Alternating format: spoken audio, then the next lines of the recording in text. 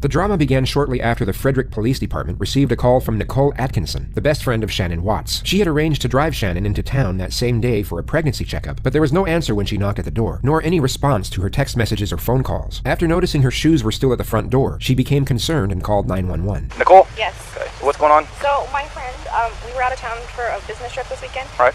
And I dropped her off at 2 o'clock this morning. She's 15 weeks pregnant. She wasn't feeling well, and she had a doctor's appointment this morning at 9, and I told her to let me know if she needed me to take her. She's got 2 little girls. I called, I texted. Her car's in the garage. Her shoes she wears every single day are by the front door.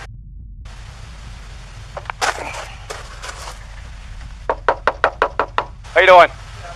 You seen your neighbors today? No? Okay.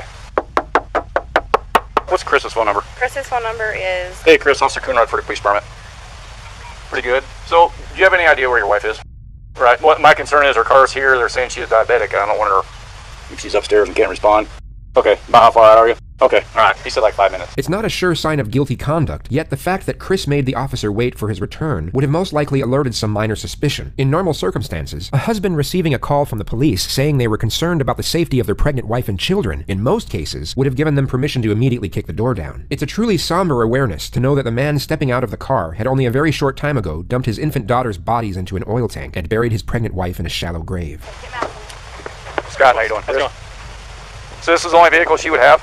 Only one that She would drive? Okay. The familiar routine for anyone checking for someone's presence inside a house, whether it be an emergency or otherwise, is to immediately call out to them for instantaneous reassurance. Chris remains silent, but instead feels the need to examine his wife's car before subtly sneaking through the internal garage door. He then disappears for 1 minute and 7 seconds before letting the neighbors and police officer inside. Only Chris will know what he carried out during that time period, but it's safe to assume that his curious behavior was not going unnoticed, made evident by the unsettled gaze of Nicole as he opens the door.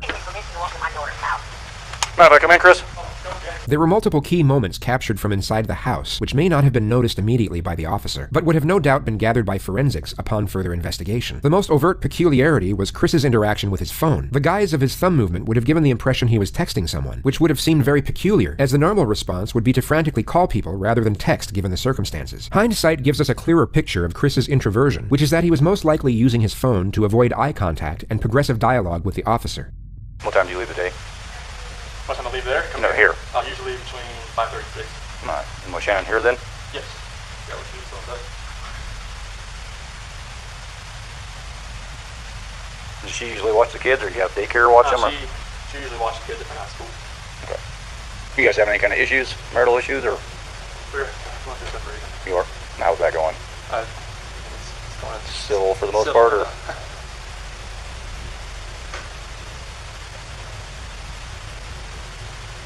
Additionally, we are presented with the subtle cues of Chris's forethought cover story, being that his wife simply ran off with the kids after a breakdown in the marriage. All the girls' blankets are gone. Their blanket they sleep with, they don't leave anywhere without them. Good.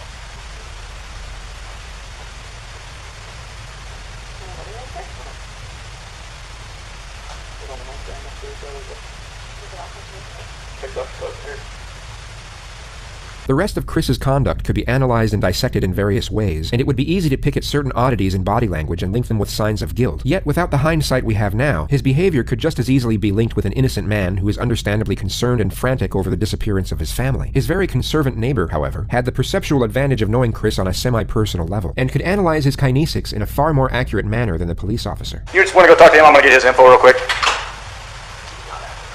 No.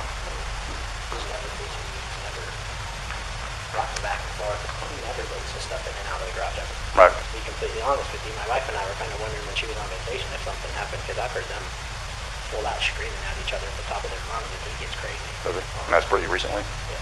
He doesn't look worried. He looks like he's trying to cover his tracks. He's normally quiet, real subdued. He's over here telling you 3 times what he took out, what he did, what he did, what he did.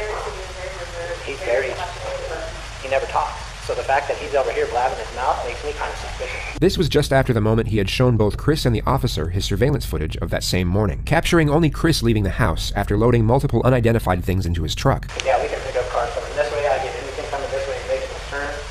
So, and usually at night I pick up the car pulling a U-turn. So, unless they pulled right here, but I would have caught her walking out.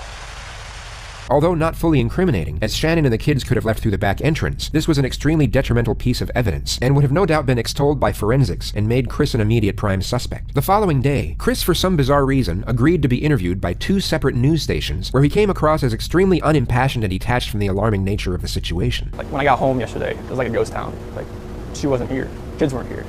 I have no idea like where they went. And right now it's you got K9 units, the sheriff's department. Everybody's like they're doing their best right now to figure out like if they can get a scent. If she wasn't here, like where did she go? Like once I got here, it was like, all right, who can I call? I called her 3 times, texted her about 3 times just to say, you know, what's going on. Like if she's vanished, like I want her back so bad. I want those kids back so bad. Right now I don't even want to just like throw anything out there. Like I hope that she's somewhere safe right now and with the kids. Last night I wanted that knock on the door. I wanted to see that. I wanted to see the kids running, just barrel rush me and just give me a hug and knock me on the ground. That's why last night was just horrible. I couldn't do it.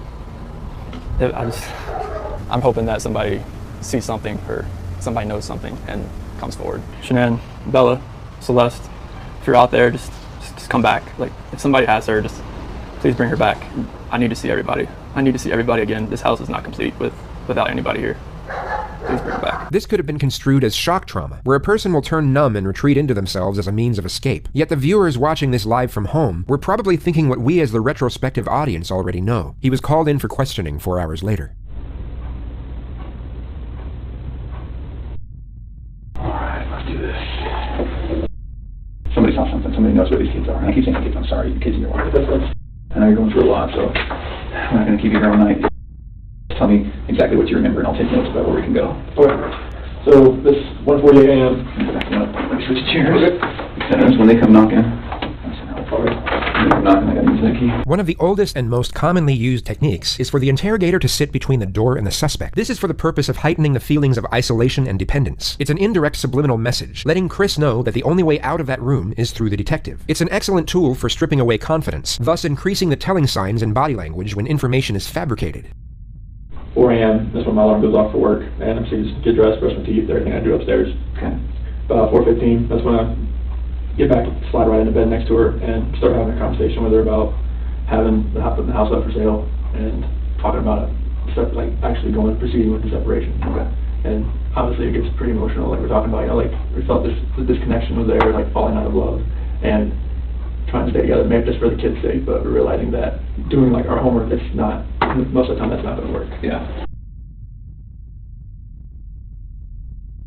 So that's when I got home, I opened the garage door and we went inside the house and looked everywhere. Shanann, Bella, and Celeste, nowhere to be found. Shannann's wedding ring's on her nightstand, her phone's still on the couch, her purse is still there, the medicine for the kids is still there, the car seat's still there, and there's no sign of them anywhere. Okay. I was just hoping that, I left all the lights on in the house, I was hoping that I'd get a knock on the door. But yeah, nothing, yeah, but nothing happened. What do you think happened? At first, I really thought maybe she was just at somebody's house, just decompressing. That's what I'm seeing. Yeah. But after today, like with the onslaught of all the cars, all the police cars, all the news, all the K9 units, it's making me lean the other direction about someone took her. Okay. But it's just, if someone took her, it would have to have been someone she knew. Because there's no sign of anything like being disturbed, broken. Mm-hmm. But like that's the way I'm leaning now. At first I thought for real she was just decompressing somewhere. I thought she was safe, even though everything in the house was left there. But now it's just after the day with the news crews and everything, it feels more the other direction, and it's freaking me out.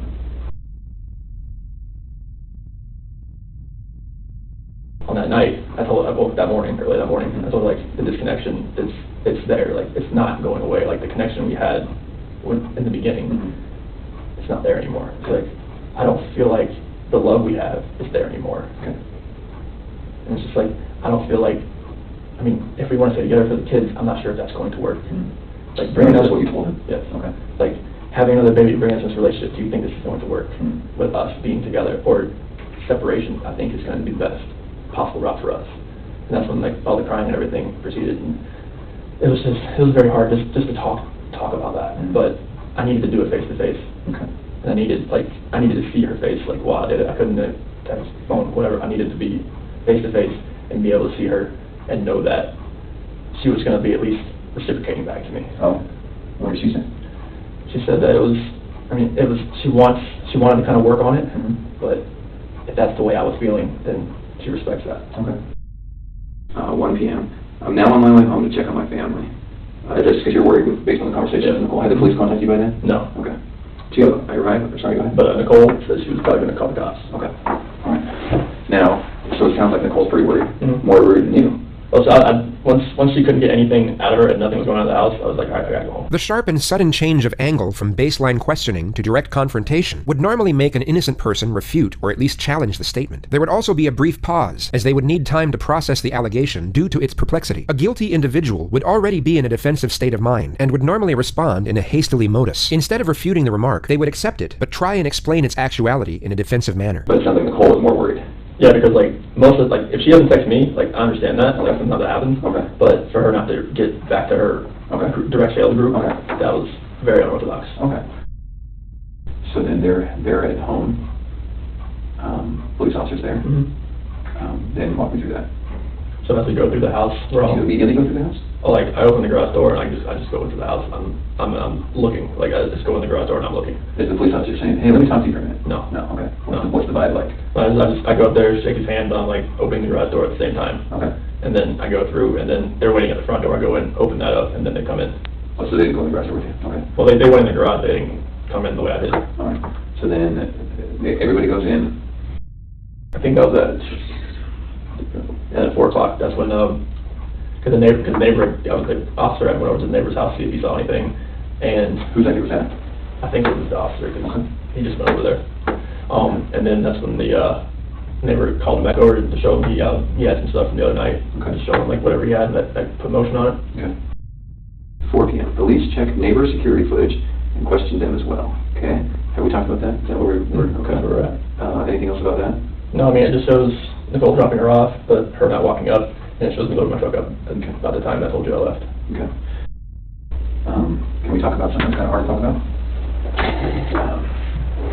So when I work investigations like this, I have to keep an open mind on everything. Okay. And part of keeping an open mind is listening to you talk about your wife and your marriage, and the day she goes missing is the day that you guys have marital discord. Okay. So you can understand what I'm thinking about you. Yeah. What do you think about that? It makes me sick to my stomach, honestly. Like I know, like I've talked to a few of my friends who's like, this does not look good on you. I'm like, I know. It's like if people knew that we were having marital issues, they're gonna look at me, especially with the way everything looks. It honestly just makes me sick to my stomach because this is something that I would never do, ever. I know, like you have to look at every vantage point. This is something I would never do to my kids or my wife, at all. This is what is known as the pause technique. After the suspect answers a question, the interrogator will remain silent while maintaining eye contact. This physical demeanor gives off the subtle cue that he expects more information to be divulged and may already know more than the suspect realizes. I'm not sure, like, what I could do, like, to make people believe that, just because if they knew we were having marital discord, they would automatically believe me. But there's no, I would harm anybody in my family. At all.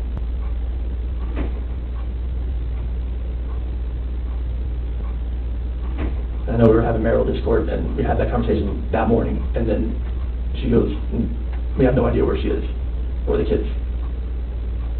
I promise you that I had nothing to do with any of that.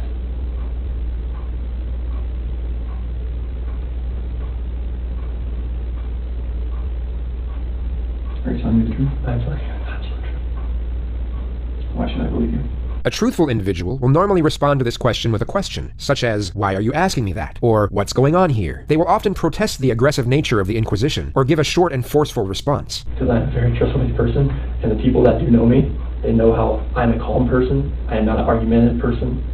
I am a person who is never going to be abusive or physical in any kind of relationship. I would never harm my kids. I would never harm my wife. I mean, you can talk to any of my friends, any of her friends. They know me. They know I'm a low-key guy that's quiet. I'm not about confrontation. I'm not about anything that elevates to that level. I mean, like if someone like yells at me, screams at me, I just take it and I just try to get it by the wayside and get it back to where it's cool. Just a cool conversation to where like none of that gets to that height. Because I am not that person. I've never been that person.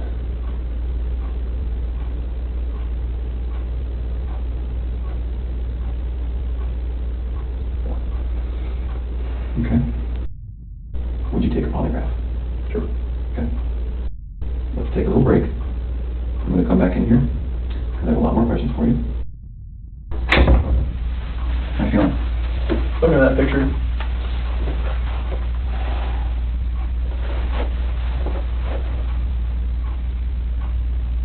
Find him. Got him.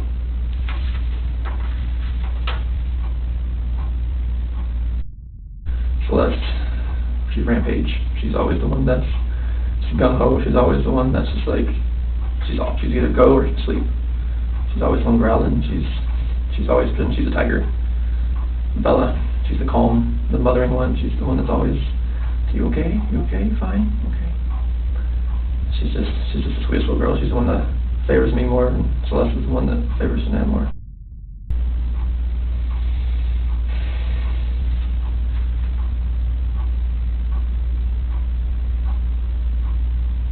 I remember when they wore that dress. She just wore that dress not too long ago.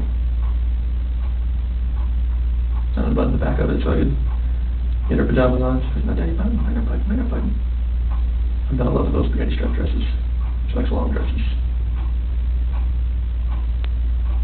She was a girly girl.